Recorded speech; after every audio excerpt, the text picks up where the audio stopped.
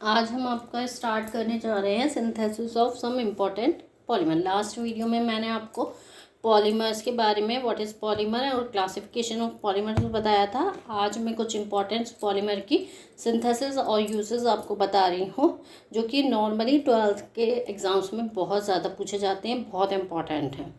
तो first common example से start करने जा रहे हैं हम polythene synthesis of important polymer, जिसमें 1 2 3 4 8-10 पॉलीमर्स हैं जो नॉर्मली फ्रिक्वेंटली पूछे गए हैं 12th के एग्जाम्स में। तो फर्स्ट हम पॉलीथीन के बारे में डिस्कस कर रहे हैं। मोस्ट कॉमन एग्जाम्पल है, जब मैंने आपको पॉलीमर बताया था तब भी बताया था, लेकिन वहाँ पर इन शॉर्ट से रिएक्शन आपको जनरल बताई थी। अब यहाँ पर मैं आपको पॉलीथीन के बारे में डिटेल में बता रही हूँ।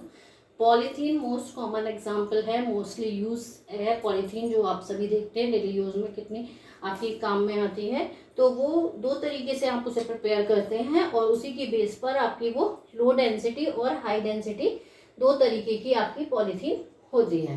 देखते भी हैं आप, पॉलीथीन की जो क्वालिटी होती है वो अलग अलग होती है। तो हाई डेंसिटी पॉलीथीन की जो डेंसिटी होती है वो हाई होती है as compare to low density polythene. लेकिन हाई डेंसिटी पॉलीथीन को आप जब इथीन का पॉलीमराइजेशन करते हैं तो प्रेशर 6 to 7 यानी लो प्रेशर पर उसको पॉलीमराइजेशन रिएक्शन कराई जाती है, तब हाई डेंसिटी पॉलीथीन बनती है। और लो डेंसिटी पॉलीथीन तब बनती है जब आपका एटमॉस्फेरिक प्रेशर हाई रखा जाता है 1000 से 5000 तक। तब जब प्रोसेस होता है पॉलीमराइजेशन का तो पॉलीथीन की डेंसिटी हल्की होती है या लो होती है, तब वो आपकी लो डेंसिटी पॉलीथीन बनती है। रिएक्शन इथीन, जैसे आपको इथीन का फॉर्मूला पता है CH2 डबल बॉन्ड CH2, जब आप इसका पॉलीमराइजेशन करते हैं एट 1000 से 5000 एटमॉस्फेरिक प्रेशर, 520 केल्विन टेम्परेचर और ऑक्सीजन के ट्रेसेस के प्रेजेंस में, तो ये जो कंडीशन है यहाँ पे जो रिएक्शन है बहुत छोटी सी है, लेकिन ये जो कंडीशंस है इसके बारे में लिखना आपको बहुत कंपल्शन होता है यहाँ, क्योंकि आपकी जो पॉलीमर की सिंथेसिस है उसका बेस यही है कि किस पर्टिकुलर कंडीशन पर वो रिएक्शन हो रही है, तभी वो सही लिखी जाए। दूसरी चीज यहाँ जैसे आपने देखा CH2 डबल बॉन्ड CH2 कहते हैं बच्चे कि उनको रिएक्शन याद नहीं होती, तो रिएक्शन को रटने की जरूरत नहीं है, थोड़ा समझने की भी जरूरत है। समझ के याद करोगे तो जल्दी याद हो जाए। तो CH2 डबल बॉन्ड CH2, यहाँ डबल बॉन्ड है। अब क्योंकि कार्बन की वैलेंसी 4 होती है तो यहाँ पे 2 हाइड्रोजन से सेटिस्फाई है तो डबल बॉन्ड से। अब लेकिन यहाँ पे n नंबर ऑफ मॉलिक्यूल्स आपको जोड़ने हैं, तो यहाँ से ये बॉन्ड टूटता है और इसके आगे एक मॉलिक्यूल जोड़ने के लिए, तो यहाँ एक वैलेंसी फ्री होती है। तो जब ये मॉलिक्यूल का बॉन्ड टूटेगा तो यहाँ डबल बॉन्ड की जगह सिंगल बॉन्ड हो जाता है, और जो टूटा हुआ बॉन्ड है वो बाहर की तरफ ये फ्री बॉन्ड हम दिखाते हैं, जिससे आगे के मॉलिक्यूल इसमें लगातार जुड़ते जाए। और क्योंकि इस पर तो ये लो डेंसिटी पॉलीथीन आपकी बन जाती है। जैसा कि आप जानते हो कि इसके बहुत सारे यूजेस हैं पॉलीथीन के आपके। तो पॉलीथीन को आप कई जगह यूज करते हो, जैसे आपका पॉलीथीन बैग नॉर्मली जो आपके कैरी करने का बैग होता है। सेकंड वन है आपका पॉलीस्टायरीन। ये आपका जैसे थर्मोकोल के जो कप वगैरह होते हैं वो उसमें बनाने में यूज होता है, हॉट ड्रिंक्स वगैरह के लिए नॉर्मली आप पॉलीथीन को यूज नहीं करते। कहते हैं कि उससे कैंसर के वो खुल जाते हैं बॉन्ड्स, यही बॉन्ड्स खुल जाते हैं और ये इथाइलिन आपका जरूरत। तो यहाँ पे जो हमें पॉलीस्टाइरीन को क्या कहते हैं, हॉट ड्रिंक्स कप के लिए यूज करते हैं, जैसे आपके थर्मोकोल की ग्लासेस वगैरह, वही आपके थर्मोकोल जो होता है वो एग्जैक्टली पॉलीस्टाइरीन होता है। तो यहाँ पर ये स्टाइरीन का फॉर्मूला है बेंजीन रिंग, इससे अटैच्ड आपका CH डबल बॉन्ड CH2, यहाँ आपका ये डबल बॉन्ड है। क्यों? क्योंकि आप देख सकते हो सिंगल बॉन्ड लगाओगे तो वैलेंसी सेटिस्फाइड नहीं होगी, तो यहाँ आपका ये डबल बॉन्ड है। Same in the same way जैसे आपने यहाँ डबल बॉन्ड ये सिंगल बॉन्ड में कन्वर्ट हो जाएगा, और ये जो सब्स्टिट्यूएंट है वो आपका एज इट इज, इससे अगला जो भी मॉलिक्यूल अटैच होगा उसका भी सब्स्टिट्यूएंट इसके नीचे अटैच होगा। अब ये सब्स्टिट्यूएंट अगर मान लीजिए ये जो मॉलिक्यूल है वो एज इट इज अगला यहाँ पे जुड़ता है तो ये सब्स्टिट्यूएंट इधर आएगा, और अगर यही उल्टा होकर जुड़ेगा तो ये सब्स्टिट्यूएंट इस तरफ है। तो ऑन द बेसिस ऑफ, जैसे मैंने आपको बताया था कि क्लासिफिकेशन में on the basis of substituent group आप टैक्टिसिटी को एक्सप्लेन करते हो। तो यहाँ पर ये पॉलीस्टाइरीन जो है वो आपका आइसोटैक्टिक, सिम्बियोटैक्टिक या एटैक्टिक कैसा भी बन सकता है। तीसरा आपका है पॉलीप्रोपाइलीन। प्रोपाइलीन आप जानते हो 3 कार्बन का कंपाउंड है, फॉर्मूला है CH3 single bond CH double bond CH2। Simply आपका CH3 की वैलेंसी चारों पूरी है, तो यहाँ बॉन्ड टूट नहीं सकता, तो यहाँ पे बॉन्ड यहीं पर आपका जो फंक्शनल साइट है वो यही दोनों रहेगी। तो ये आपका इस तरीके से, यहाँ से इसको आप इस तरीके से लिख सकते हो C के ऊपर, जैसे यहाँ पे लिखा है मैंने, और इसका जो डबल बॉन्ड टूटा है वो आपका अगला ये फ्री बॉन्ड फॉर्म में कन्वर्ट हो जाता है।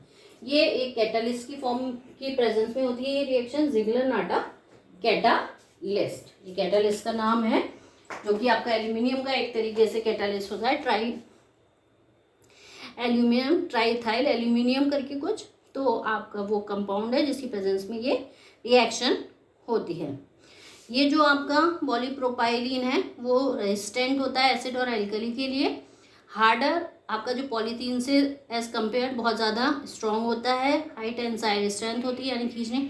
तो ये आपका पैकिंग मटेरियल, फूड्स, बैगिंग की जो श्रिंकिंग, जो एयर टाइट बैग्स बनाते हैं उसके लिए आपका यूज़ होता है, रोप्स में भी बनाने में यूज़ होता है।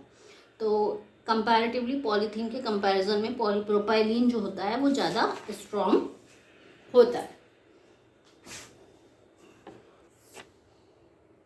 नेक्स्ट वन है आपका बेकेलाइट। बेकेलाइट जो होता है वो आपका जो बिजली की स्विचेस की जो आप देखते हैं प्लास्टिक, वो आपका बेकेलाइट होता है, बहुत हार्ड होता है। It is a thermosetting plastic. Bakelite जो है वो आपका थर्मोसेटिंग का एग्जाम्पल है, जो मैंने आपको भी क्लासिफिकेशन में लास्ट वीडियो में बताया। जिन्होंने नहीं देखा है वो मेरा लास्ट वीडियो देख सकते हैं, उसी में मैंने क्लासिफिकेशन में बताया था आपको। On the basis of monomer unit आप डिवाइड करते हैं, तो it is a copolymer. Thermosetting है, ये बहुत ज़्यादा कंपटीशन में पूछा जाता है कि बेकेलाइट आपका थर्मोसेटिंग है या थर्मोप्लास्टिक है। इसके अलावा ये आपका कोपॉलीमर है।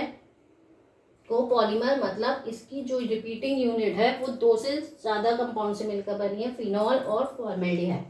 फिनॉल जिसका फॉर्मूला होता है आपका C6H5OH, और फॉर्मेल्डिहाइड का फॉर्मूला होता है SCHO। ठीक है, तो यहाँ पर दोनों की रिएक्शन होती है, तो आपका ये एक बार ऑर्थो पोजीशन पर CH2OH और यहाँ पर पैरा पोजीशन पे जुड़ जाता है, तो ये कंपाउंड कहलाता है ऑर्थो हाइड्रोक्सी बेंजिल एल्कोहल, और ये पैरा हाइड्रोक्सी बेंजिल एल्कोहल। ये आपस में ये यूनिट जो होती है वो मोनोमर यूनिट होती है, जो कि इन दोनों के मिलने से बनी है, इसीलिए ये बेकेलाइट आपका एक कोपॉलीमर है। अब ये जो मोनोमर यूनिट बनी है वो रिपीट होती है बार बार जुड़ने के लिए। तो ये आपका CH2OH ग्रुप दूसरे इससे यहाँ पर जुड़ता है, मान लीजिए दूसरे कंपाउंड से, तो उसका हाइड्रोजन और इसका OH आपस में मिलके वाटर मॉलिक्यूल निकाल कर, जब इससे ये लगातार रिएक्शन, तो -H2O इसके N मॉलिक्यूल्स जब जुड़ते हैं तो इस तरीके के एक लीनियर आपकी चेन बन जाती है। और यही लीनियर चेन जब कई सारी बन जाती हैं तो आपस में इस पैरा हाइड्रोक्सी के साथ अटैच होकर आपका एक क्रॉस लिंकिंग, बहुत ज़्यादा एक्सेसिव क्रॉस लिंकिंग कंपाउंड बन जाता है, जिससे वो बहुत ज़्यादा हार्ड होता है, क्योंकि इंटरमॉलिकुलर फोर्सेस जो हैं वो बहुत ज़्यादा हार्ड हो जाते हैं। और ये इस तरीके का एक्सेसिव क्रॉस लिंकिंग कंपाउंड, ये लीनियर चेन जो है वो आपस में, ये ऑर्थो हाइड्रोक्सी वाली ये सारी चेन लीनियरली आपस में क्रॉस लिंकिंग के थ्रू पैरा हाइड्रोक्सी के साथ आपस में जुड़ जाती हैं, और एक्सेसिव क्रॉस लिंकिंग के कारण आपकी थर्मोसेटिंग प्लास्टिक बनती है, जिससे आपका यूज़ नॉर्मली बेकेलाइट आपका इलेक्ट्रिक स्विचेस और इलेक्ट्रिक गैजेट्स बनाने के काम में आता है। नेक्स्ट वीडियो में हम आपको नायलॉन्स के नायलॉन 6 नायलॉन 6 और कई प्रोलैक्टम कई सारे और सिंथेसिस बताएंगे, जो कि एग्जाम्स में बहुत ज़्यादा पूछी गई है।